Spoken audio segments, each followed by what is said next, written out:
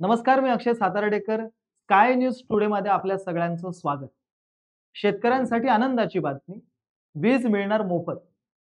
भारत देशाला कृषी प्रधान देश म्हटले जाते. शेतकरी आणि शेती भारताच्या अर्थकारणाचा एक महत्वाचा भाग आहे.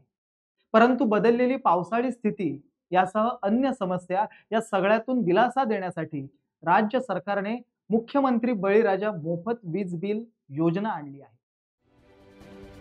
या योजनेनुसार जे शेतकरी 7.5 HP म्हणजेच अश्वशक्तीपर्यंत कृषी पंप वापरतात त्या शेतकऱ्यांना मोफत वीज मिळणार आहे. राज्यात असे कृषी पंप वापरणारे 44,03,000 शेतकरी असल्याचे शासन निर्णयात म्हटले आहे. म्हणजेच या शेतकऱ्यांना मोफत वीज मिळणार आहे. ही योजना पुढील 5 वर्षासाठी म्हणजेच एप्रिल 2024 ते मार्च 2029 पर्यंत राबविण्यास मान्यता देण्यात आली आहे. यासाठी सरकारकडून 14,760 कोटी रुपये अनुदान दरवर्षी उपलब्ध करून देण्यात येणार आहे. राज्यात मार्च 2024 अखेर 47.41 लाख कृषी पंप ग्राहक शेतकरी आहेत. एकूण वीज ग्राहकांच्या तुलनेत हे प्रमाण 16% आहे.